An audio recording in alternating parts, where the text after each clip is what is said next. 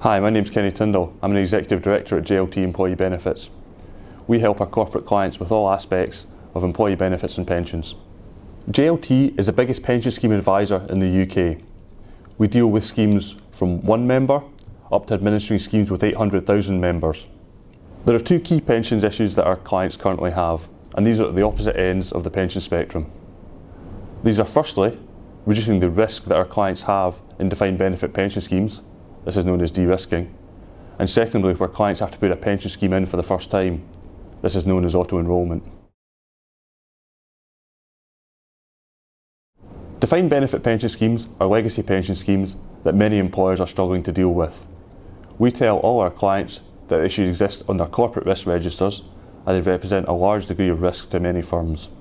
This risk can often be a large balance sheet and profit and loss risk that has material overall business impacts on our clients.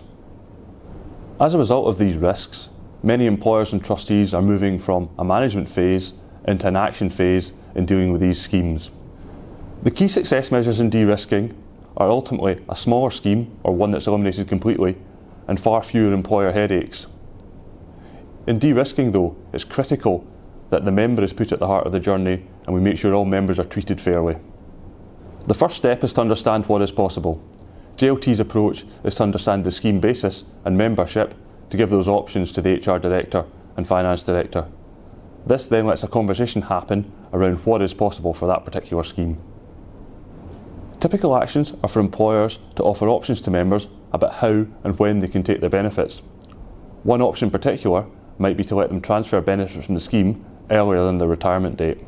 This means members don't have to take the benefits from the pension scheme, and if they were perhaps single or in ill health, they could transfer their benefits to a defined contribution scheme where they would have total flexibility on how and when they took their pension.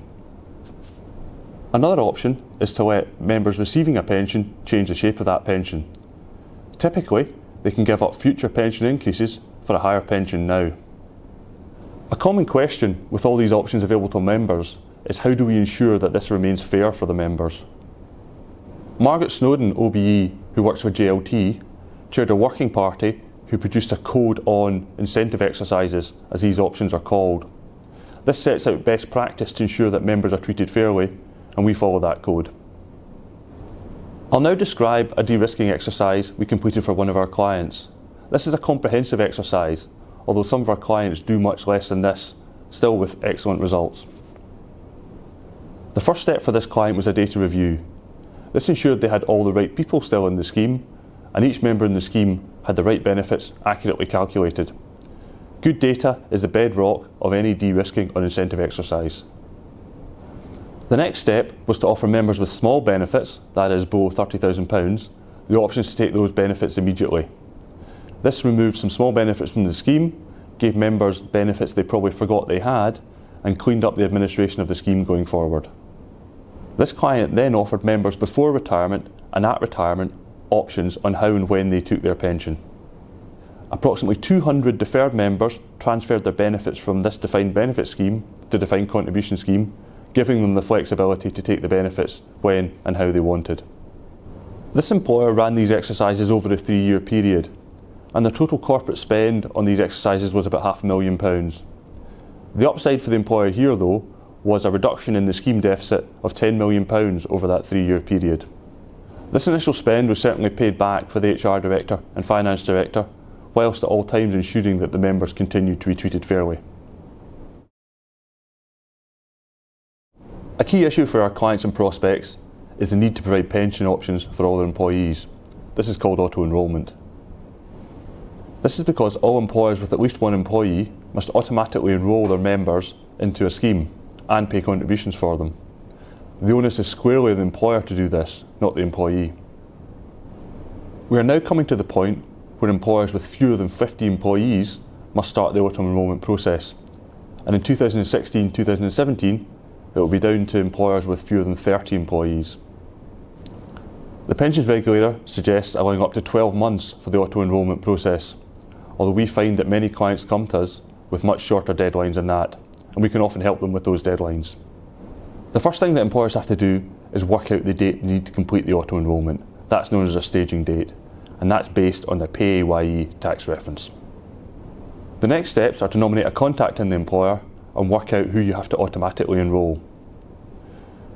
This is broadly anyone aged between 22 and state pension age and who earns £833 a month or more. Employees outside these parameters also have the right to opt in or to join, but you need not auto-enrol them. Some existing schemes may not allow auto-enrolment or may charge different terms for new enrollees, and this can be a problem for some employers. We're seeing some employers ignore their duties and not set up auto-enrolment schemes. As a result, we've now seen the pensions regulator exercise their powers with the ability to fine employers. This initially starts at a fine of £400, but can ultimately run into a fine into the thousands. It is not a good idea to ignore your auto-enrolment obligations. There are many options out there for setting up an auto-enrolment scheme, and many clients do it all on their own. We've found though that many other clients find a bit of help for the employer and their employees invaluable in perhaps setting up a pension scheme for the first time. Employers often find they now need to talk to members about complex issues like investment choice and fund choice. This can be quite a daunting thing for employers to do, especially if they've never done it before.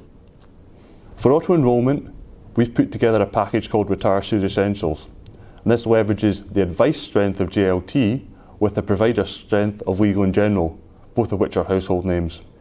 We've agreed with Legal & General that they'll take all new auto-enrolment schemes with at least 5 members without underwriting the scheme. We set up help desks for the employer and employees and will maintain governance over Legal & General and the fund choice available to ensure that both employers and employees get good outcomes from the Retire Sure Essentials pension scheme. JLT's view is that auto-enrolment need not be a substantial burden for employers.